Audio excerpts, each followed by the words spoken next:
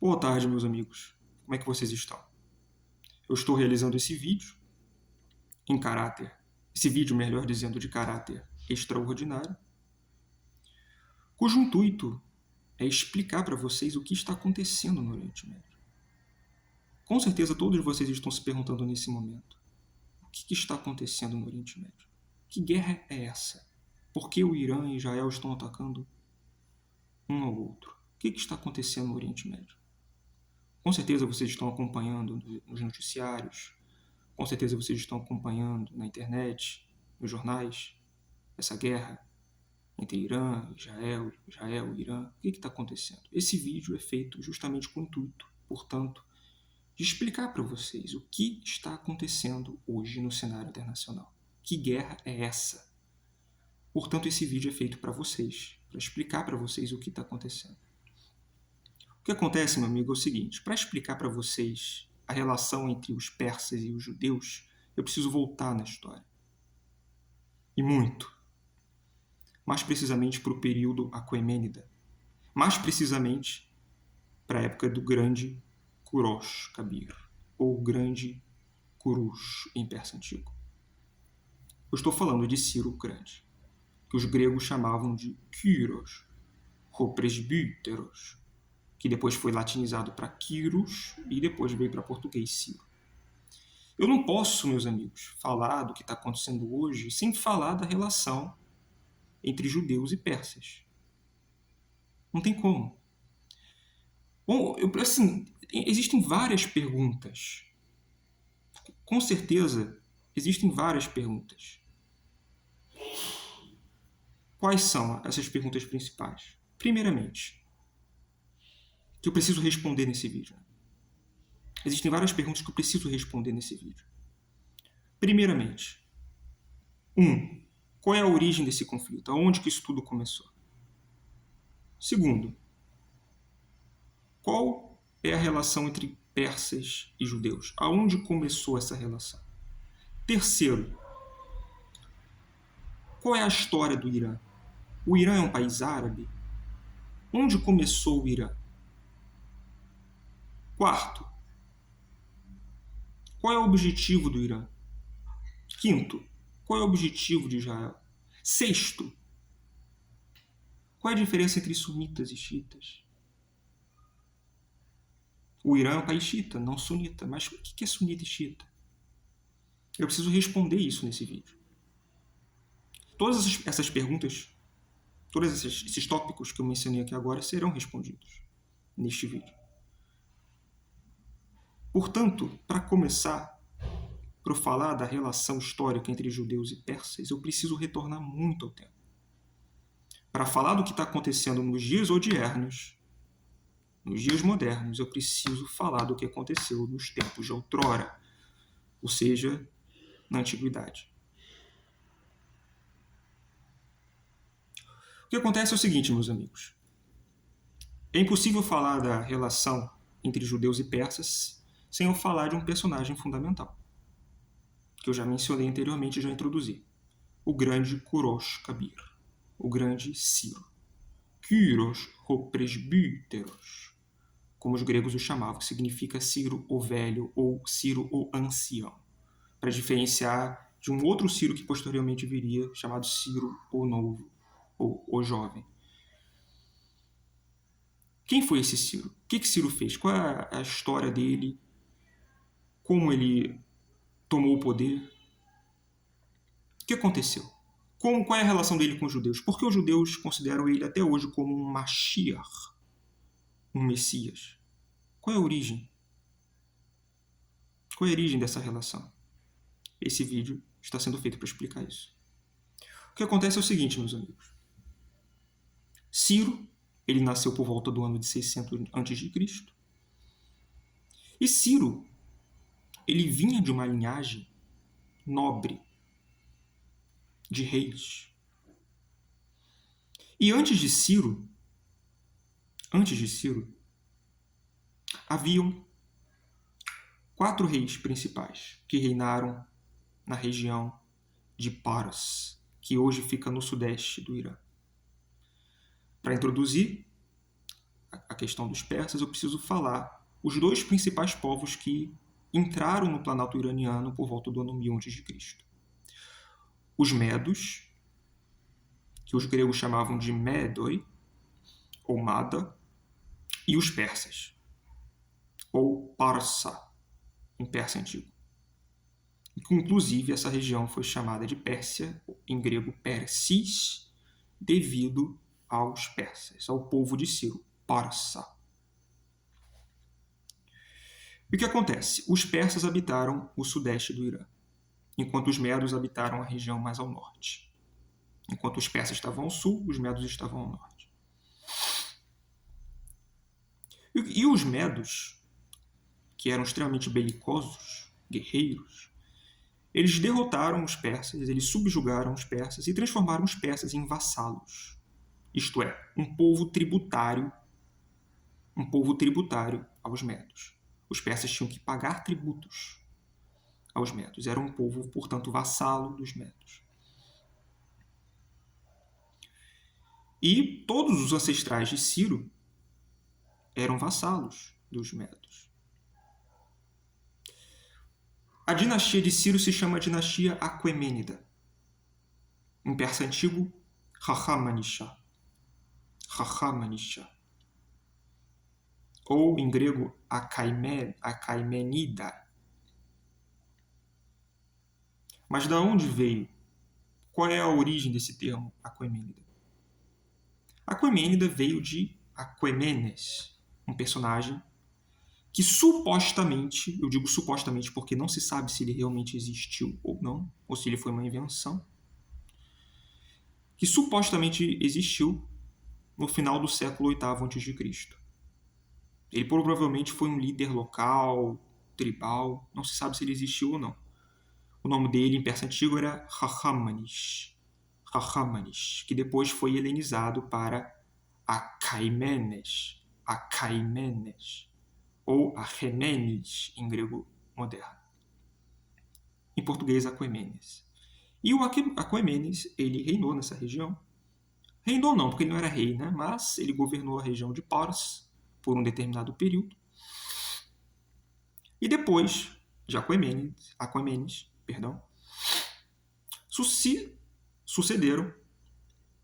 sucedeu Aquemenes outros reis que governaram a região de Pars. Entre eles, o rei Téspes, ou Tispes, em persa antigo. Depois, o seu filho Ciro I, não confundir com Ciro II, que é o Ciro Grande. Ciro I, que foi o avô de Ciro por parte de pai. E depois, o rei Cambises I, que foi pai de Ciro. E, finalmente, o Ciro II, nosso grande protagonista aqui. Ciro II ele começou a reinar na Pérsia no ano de 559 a.C. E Ciro, portanto, nasceu numa condição de vassalagem. Ciro era vassalo dos medos, mas precisamente do rei medo Astíages, que foi o último rei da Média, que também era seu avô por parte de mãe. E Ciro, portanto, ele era vassalo do rei Astíages. E o que Ciro faz? Ciro não aguentava mais ser um vassalo de Astíages, dos medos. Os persas odiavam essa vassalagem. E o que Ciro faz? Ele consegue unificar as tribos persas, as 3 principais tribos persas, incluindo a sua própria tribo, chamada Pasargad, ou Pasargadai, em grego antigo. Ele conseguiu unificar as tribos persas. E após unificar as tribos persas, o que ele faz? Ele derrota o seu avô Astíages e conquista a cidade de Ecbatana, a capital da Média. Ele conquista essa cidade. E, portanto, ele unificou os medos e os persas em um único povo.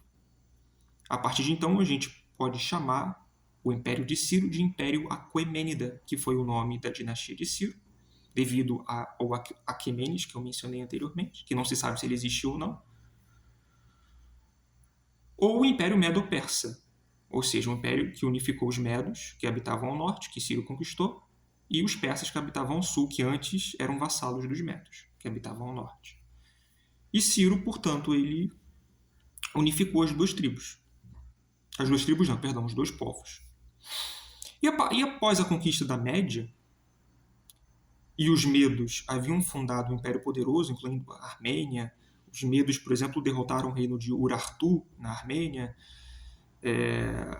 A própria Assíria também, que havia sido conquistada pelos medos, Ciro conquistou também. Ou seja, todas as terras que outrora pertenciam ao Império Medo foram para Ciro. E após a derrota da Média, Ciro conquistou o Império Lídio, que era um império que prosperou no que hoje se chama Turquia, ou Ásia Menor, cuja capital era a cidade de Sardes. E o rei da época, chamado Chrissos, ou Croissos, em grego antigo, foi derrotado em batalha, na Batalha de Timbra, em 546 a.C. E após a derrota de Creso e a conquista da Lídia, Ciro conquistou a maior cidade da face da Terra, a Nova York daqueles tempos, do século VI a.C., a cidade de Babirus, ou Babili, a Babilônia, a joia da Mesopotâmia. Meus amigos, imaginem a Babilônia como a Nova York dos dias de hoje. A maior cidade da face da Terra. A maior cidade da face da Terra. Tudo acontecia na Babilônia. E Ciro conquistou essa cidade em 539 a.C. Ele dominou a Babilônia, ele conquistou a Babilônia. E os judeus estavam cativos nessa Babilônia. Você deve estar se perguntando, tudo bem, Yuri, você falou essa história de Ciro e tal, mas onde que entram os judeus nessa história? Aqui. Os judeus estavam cativos na Babilônia. Os judeus estavam como, não escravos, mas cativos, eram prisioneiros da Babilônia. Desde a época de Nabucodonosor, que destruiu o primeiro templo de Salomão, o templo de Jerusalém, destruiu Jerusalém e deportou os judeus para a Babilônia, no chamado exílio ou cativeiro babilônico. E os judeus estavam cativos na Babilônia. E o que Ciro faz? Ele liberta os judeus. Ele pega os judeus e leva eles de volta para sua terra natal, a terra de Yehud, ou Judá, onde hoje fica Israel, cuja capital era Jerusalém. Ciro, portanto, ele permite que os judeus retornem para sua terra. Portanto, o que acontece aqui? Ciro, ele se tornou uma figura tão importante. Os judeus se tornaram tão gratos, preste atenção nisso que eu vou falar aqui agora. Os judeus se tornaram tão gratos a Ciro, pelo que ele fez. Ele libertou os judeus, ele tirou a corrente dos judeus, ele permitiu que os judeus retornassem para sua terra natal, a terra de Yehud. Os judeus se tornaram tão gratos a Ciro que concederam a ele o título de Mashiach, Messias.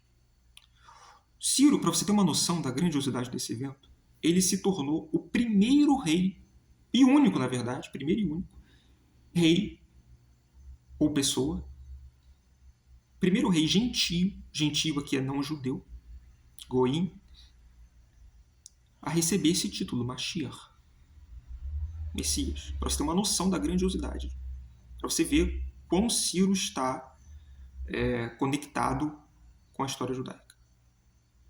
Ciro permitiu que os judeus retornassem a essa terra.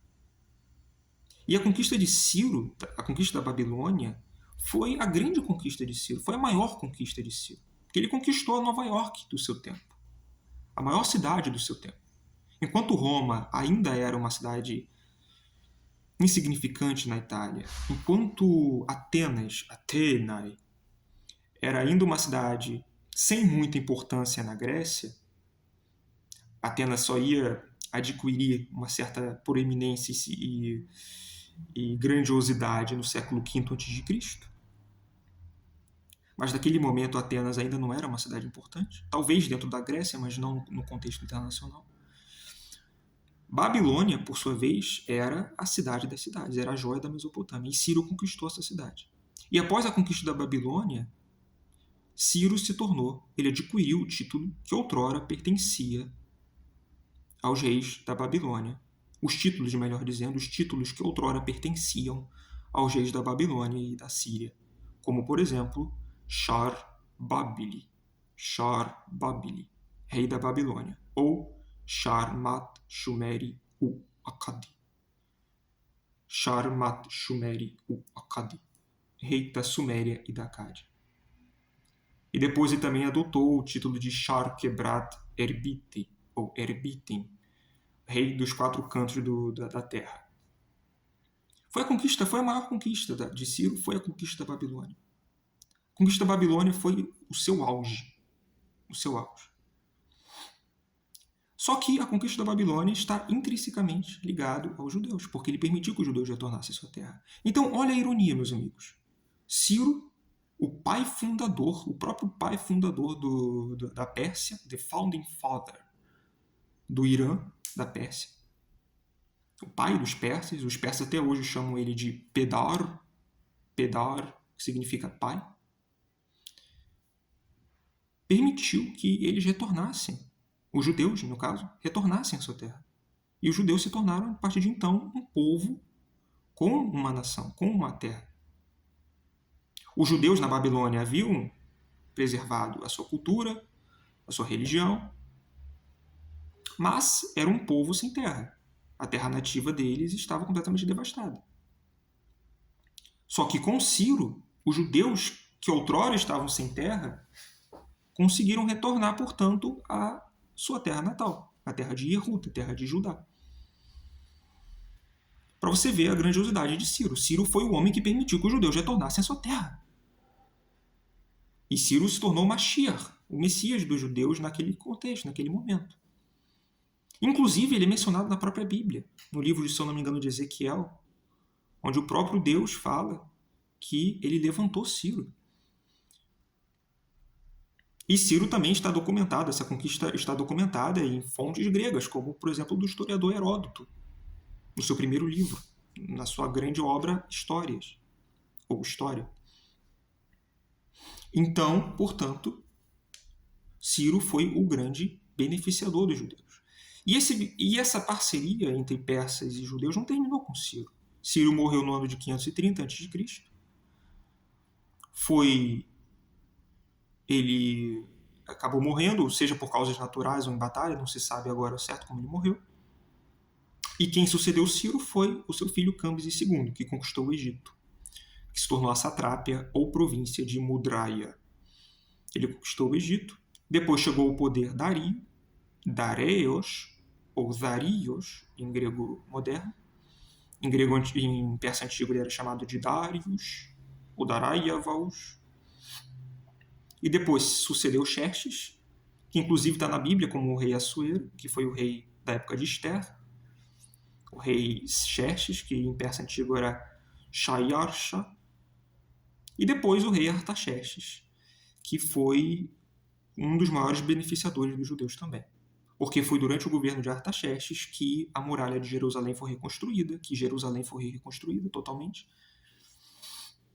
e que os judeus finalmente se estabeleceram, se consolidaram na terra de Yehud, na terra de Judá, ou Israel. Então o que acontece? A maioria dos reis persas beneficiaram os judeus. A gente pode colocar na conta dos Aquemênidas, que é a dinastia de Ciro, a gente pode colocar na conta deles o ressurgimento, melhor dizendo, eu ia falar surgimento, mas é um ressurgimento, da cultura judaica, do povo judeu como um povo, com uma etnia, um grupo étnico, com um Estado, com uma nação, com uma terra, melhor dizendo. Então, os persas foram, portanto, os grandes beneficiadores dos judeus. Os Aquemênidas, mais precisamente. Então, a parceria, portanto, judaico-persa nasceu desde a época do grande Kurosh Kabir, desde o grande Ciro Grande, ou Kyros, como os gregos o chamavam. Então, é uma relação milenar. Mas não acaba por aí, meus amigos. Você acha que a relação persa-judaica acabou aí? Tem muito mais. Depois do período Aquemênida, Alexandre o Grande conquistou o Império Aquemênida por volta do ano de 330, 332, eu não me lembro agora. Enfim, no final do século IV a.C., Alexandre o Grande invadiu o Império Aquemênida, o Império Persa, o primeiro Império Persa, que foi o império fundado por Ciro. Ele conquistou o Império Aquemênida, e, após conquistar o Império Aquemênida, o Império Macedônico tomou conta do que outrora foi o Império Aquemênida, tomou todas as terras que outrora pertenciam ao Império Aquemênida. Depois veio o Império Seleucida, que foi o Império Grego, que chegou a dominar também a região de Israel. Depois veio o Império Parta, depois veio o Império Sassânida, e depois veio a conquista islâmica. Durante o período Sassânida também é uma dinastia que veio de um personagem chamado Sassan, que foi o ancestral do fundador do Império Sassânida, um rei chamado Ardashir. Esse Ardashir, no ano de 224, ele se revoltou contra os partas, contra o rei Artabano IV, derrotou ele em batalha e fundou, portanto, a dinastia Sassânida. Esse Sassan era supostamente o avô ou o pai desse Ardashir que eu estou falando. E Ardashir, portanto, fundou a dinastia Sassânida. A dinastia Sassânida durou de 224 a 651 d.C. E durante esse período sassânida também houve uma parceria entre judeus e persas, mais precisamente no ano de 614 d.C. O que aconteceu em 614 d.C.? Jerusalém, que então estava sob domínio dos bizantinos, ou romanos orientais, eu prefiro chamar eles de romanos orientais, esse termo bizantino é anacrônico, não convém falar disso aqui agora. Os persas conquistaram a Jerusalém. O general Sharvaras, ou Sharbaras, que era um dos principais generais do então rei sassânida Khusro, que os gregos chamavam de Khosroes, em português é Khosroes, vou chamar de Khosroes daqui para frente, para facilitar, porque é difícil você lembrar Khusro, né? Fica estranho aos ouvidos de um brasileiro. Então vou chamar de Khosroes, para facilitar, porque era o nome que os gregos davam a ele, Khosroes. Esse rei, Khosroes, ele ampliou e expandiu ainda mais o Império Sassânida. Durante o seu reinado, o Império Sassânida atingiu o seu auge. E o rei Khosroes, ou Khosroes, ele travou uma guerra violentíssima contra os romanos, que na época eram governados, melhor dizendo, pelo imperador Heráclio. Heráclios, em grego. Era governado por esse imperador Heráclio. E houve uma guerra violentíssima entre Khosroes e Heráclio, entre 610 e 628. Não convém aqui falar agora mais dessa guerra, muito sobre essa guerra, né? Porque eu vou fugir muito do assunto se eu falar muito, se eu me aprofundar muito nesse assunto. Porque foi uma guerra longa, uma guerra extensa. Então não convém falar aqui agora dos detalhes desse conflito, mas foi uma guerra violentíssima. Foi a última grande guerra da antiguidade. Foi a última guerra romano-persa ou greco-persa. E no ano de 614, dentro do contexto dessa guerra, o general Sharvaras, ou Sharbaras, ele conquistou Jerusalém para o rei Khosroes. Só que onde estão os judeus nessa história? Muito simples. Foram os judeus que auxiliaram os persas na conquista da cidade. Os judeus permitiram que os persas entrassem na cidade. Os persas entraram na cidade, conquistaram a cidade. Provocaram um caos na cidade, mataram muitos cristãos, inclusive o patriarca de Jerusalém, se eu não me engano. A primeira igreja do Santo Sepulcro foi destruída. E a Vera Cruz, a relíquia onde supostamente Cristo havia sido crucificado, foi levada para a cidade de Ctesifonte, que hoje fica no Iraque, que era a capital do Império Sassânida. Ou seja, foi um caos tremendo. O epicentro da espiritualidade judaica foi atacada e conquistada pelos persas, graças ao apoio judeu. Ou seja, até durante o período sassânida houve, portanto, uma parceria judaico-persa. E os judeus depois pagaram caro por isso, porque o imperador Heráclio acabou derrotando os persas nessa guerra, depois da Batalha de Nínive, e os judeus foram forçados a se batizar. Então, portanto, houve uma consequência depois disso. Mas houve uma parceria entre judeus e persas nesse período. Agora, eu vou pular muito na história, na verdade, vou pular séculos na história, e vou agora entrar eu vou entrar agora no século XX, quando o Estado de Israel foi criado. O Estado de Israel foi criado em 1948. E, quando o Estado de Israel foi criado, Um dos principais países que reconheceram Israel como Estado soberano foi o Irã, que naquela época era governada pelo Shah, ou rei, Reza Pahlavi, ou Reza Pahlavi em português. Ele governava o Irã desde 1941. E ele reconheceu Israel como um Estado soberano. E o Irã apoiou, olha só que loucura isso, o Irã apoiou logisticamente, militarmente, politicamente, economicamente Israel durante todas as suas grandes guerras do século XX, incluindo a Guerra de Independência, incluindo a Guerra dos Seis Dias, incluindo a Guerra do Yom Kippur. O Irã era um grande aliado de Israel durante o governo do Shah Reza Pahlavi, ou Pahlavi. E o que acontece é o seguinte. Aconteceu, infelizmente, a Revolução de 1979. Qual foi, portanto, vocês com certeza estão se perguntando, qual foi o ponto de virada? Se o Irã era um grande aliado de Israel, apoiou Israel, os persas e os judeus sempre foram aliados históricos, o Irã chegou a reconhecer o Estado de Israel, foi um dos primeiros países a reconhecer. Qual foi o ponto de virada? Onde isso tudo mudou? Qual foi o turning point, como os americanos chamam? Qual foi o grande ponto de virada? Onde houve essa ruptura entre esses dois povos? Foi durante a Revolução de 79.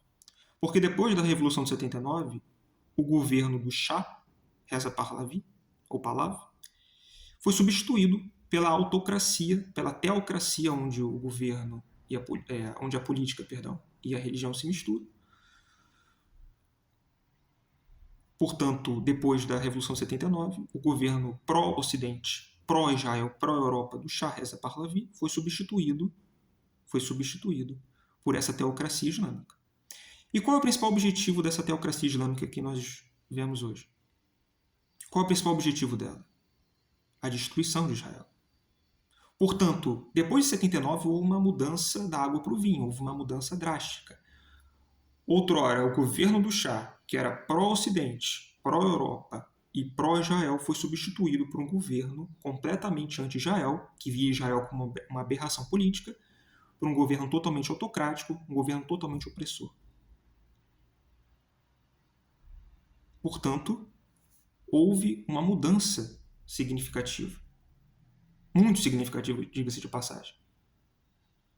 Um governo totalmente pró-Ocidente, pró-Estados Unidos. Para você ter uma noção, o governo do Shah Reza Pahlavi, ou Pahlavi, era tão pró-Ocidente, era tão ocidentalizado, americanizado, que o Shah era acusado, inclusive, de ser um puppet, um fantoche dos Estados Unidos. Mas isso tudo mudou em 79. Quando os Ayatollahs chegaram ao poder. E, a partir de então, o Irã se tornou o inimigo número 1 de Israel. E vice-versa. O Irã se tornou o inimigo número 1 de Israel. E Israel se tornou o principal inimigo do Irã. Então, depois de 79, houve essa ruptura muito significativa nas relações internacionais. Mais precisamente no Oriente Médio. E o que nós estamos vendo hoje, meus amigos, é simplesmente o grande auge, o grande desfecho, a grande consequência do que aconteceu em 79. Ou seja, depois de 79 tudo mudou. O Irã mudou completamente. E os seus costumes, inclusive. O Irã se tornou uma sociedade completamente ditatorial, no sentido religioso também, teocrático. Tudo mudou. Claro, durante o regime do Shah Reza Pahlavi também havia uma certa repressão, não era um governo perfeito, obviamente. Mas depois de 79, que foi uma revolução popular, diga-se de passagem, a maioria dos iranianos apoiaram a queda da monarquia e a ascensão dos Ayatollahs. A maioria dos iranianos apoiaram, tem que pontuar isso aqui. Houve uma mudança drástica. O Irã pró-ocidente secular de outrora do Shah foi substituído por um Irã teocrático, ditatorial e anti-ocidente, anti-Israel, dos Ayatollahs.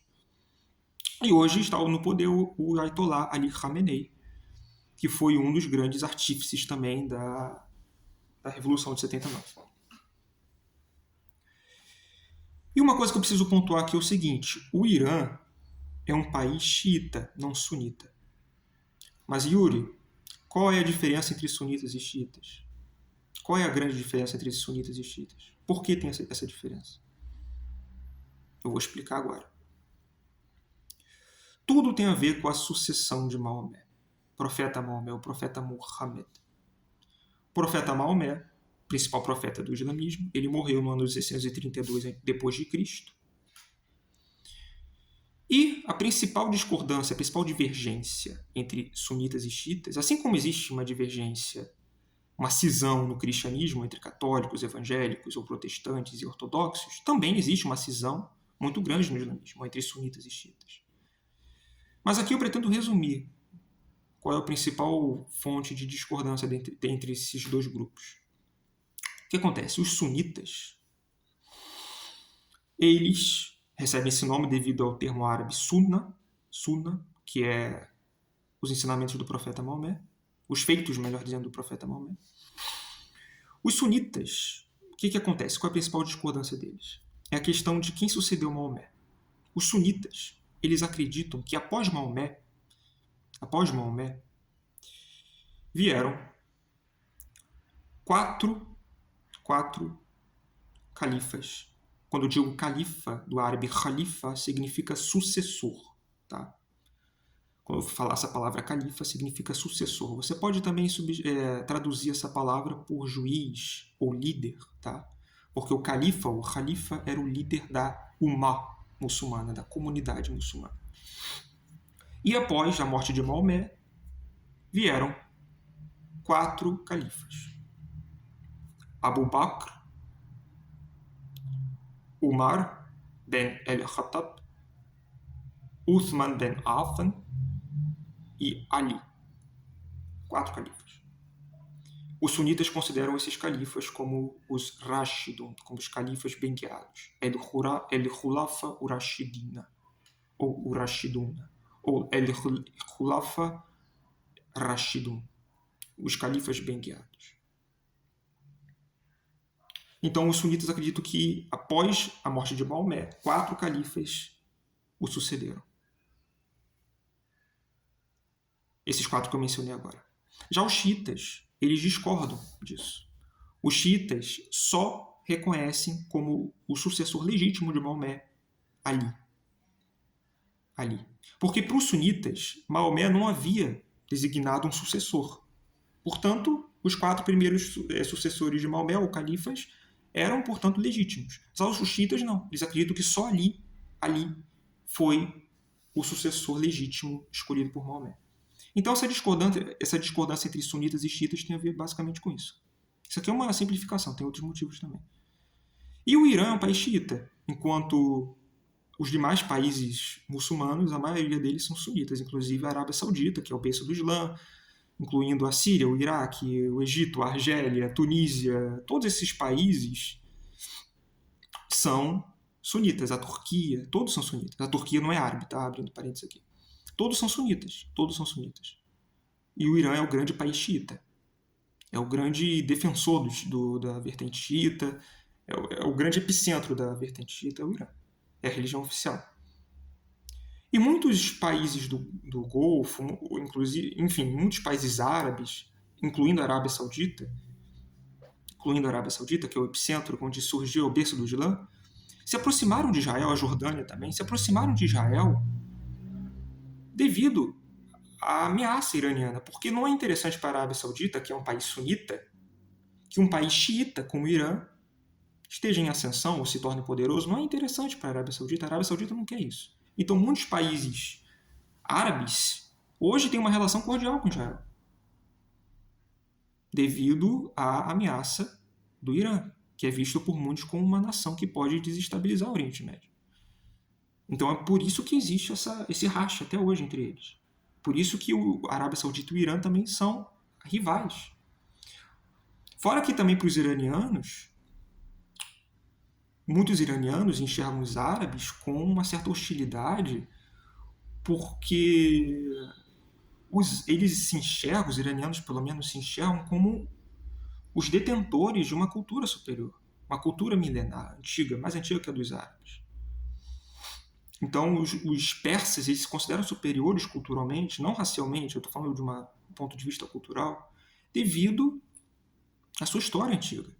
O Irã é a terra de Ciro, pelo menos eu chamo assim, Sarzamin Kurosh, terra de Dario, Sarzamin Darius, ou Darius, em persa moderno, a terra de Shapur, a terra de Khosrow, a terra de Zoroastro. Por exemplo, a religião oficial do Irã, antes do advento do islamismo, era o zoroastrismo, que era uma religião monoteísta também, do profeta Zoroastro, que defendia a existência de uma entidade do bem superior, que cultuava uma entidade superior chamada Ahura Mazda, que era o grande sábio, o grande senhor, que era cultuado, inclusive, desde o período Aquemênida. Não se sabe, mas provavelmente o próprio Ciro cultuava Ahura Mazda.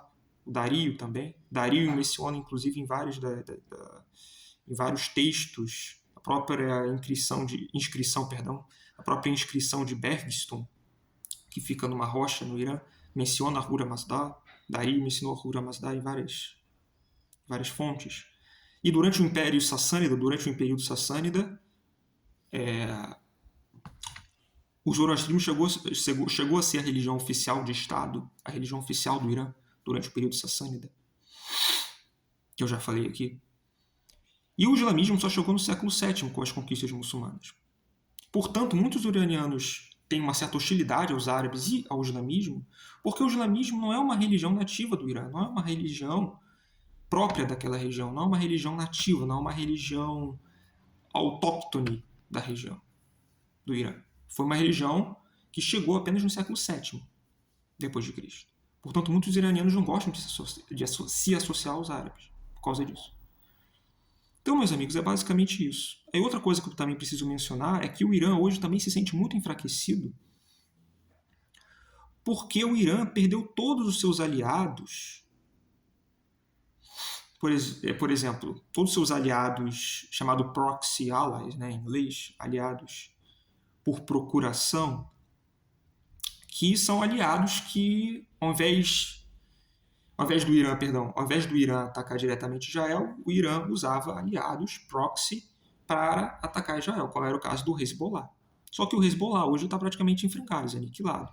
Portanto, o Irã está muito enfraquecido. Após a queda do regime do Assad também, na Síria, houve um enfraquecimento maior do Irã. Então, o Irã hoje está muito enfraquecido, está se sentindo muito vulnerável. E depois dessa guerra, então, com Israel, essa fragilidade aumentou consideravelmente. E hoje o Irã é uma nação, o regime iraniano, melhor dizendo, é um sistema político completamente fragilizado. E o próprio povo já não aguenta mais a repressão do Ayatollah Ali Khamenei e também da sua política opressora. Ninguém aguenta mais. Principalmente as mulheres, que são constantemente oprimidas por esse governo. Ninguém aguenta mais. O povo iraniano já não aguenta mais. O povo iraniano ele tem uma aproximação maior com o passado, o seu passado pré-islâmico, seja durante o período Aquemênida, Sassânida ou Parta.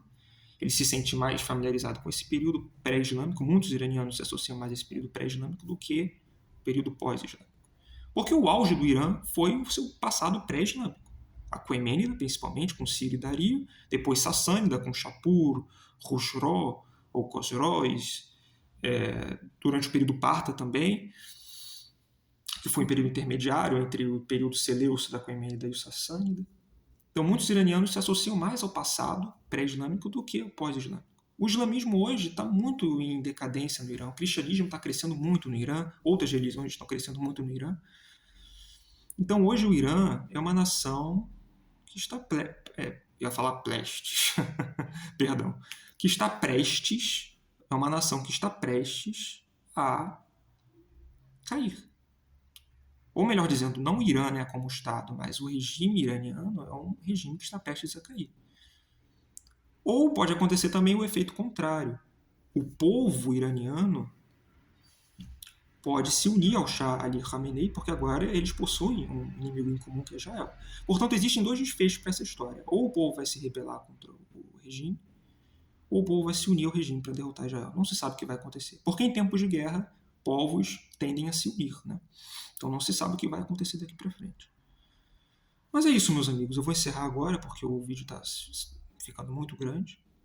Eu desejo paz e prosperidade para Israel, paz e prosperidade para o Irã, que são 2 países que eu admiro e gosto muito, e que tudo possa ficar bem e que a paz possa finalmente reinar nessas nações. Portanto, o Irã, que eu chamo de Sarzamin Fatehan, a terra dos guerreiros, a terra, enfim, a terra dos grandes conquistadores como Ciro, a terra de Ciro, Sarzamin Kurosh, a terra de Ciro. Eu espero que ela possa ser restaurada, melhor dizendo, à sua antiga glória de outrora. Portanto, eu desejo paz e prosperidade para o Irã, para Israel, e que tudo possa ficar bem. Então é isso, meus amigos. Eu encerro esse vídeo aqui agora. Espero que tenha ficado claro tudo o que eu disse. Qualquer coisa, mandem mensagem para mim. E pesquisem. Meu convite pessoal aqui agora é: pesquisem. Pesquisem, leiam livros. Eu tenho livros aqui, eu posso recomendar alguns para vocês. Leiam livros sobre os persas, consultem fontes gregas como Heródoto, Tucídides, Xenofonte. Ou então, para simplificar, quem não tem tempo para ler livros, pesquise na internet quem foi Ciro Grande, quem foi Kurosh Kabir, por que ele tem esse nome, Kabir, esse epíteto, Kabir, por que ele tem esse epíteto grande? Pesquisem. Muitos falam de Alexandre o Grande, Júlio César, que também foram governantes fantásticos e extraordinários, no sentido de grandiosos. Mas muitos se esquecem de Ciro, do grande Kurush. Pesquisem. Quem foi Ciro? Por que ele é chamado de Pedar Irã? Pedar Pársia. Por que ele é chamado de pai dos persas, pai do Irã? Por que ele tem esse epíteto Kabir? Pesquisem sobre. Vai no Wikipedia mesmo, Wikipedia. Pesquisem sobre. Vai no Google. Para vocês, pelo menos, adquirirem uma certa noção da grandiosidade desse rei, desse monarca, desse homem. Portanto, aqui é um convite. Então, meus amigos, eu vou encerrar aqui agora, porque vai ficar muito grande o vídeo. Um grande abraço, fiquem com Deus e eu desejo paz para Israel, para o Irã e para todos vocês. Um grande abraço, fiquem com Deus.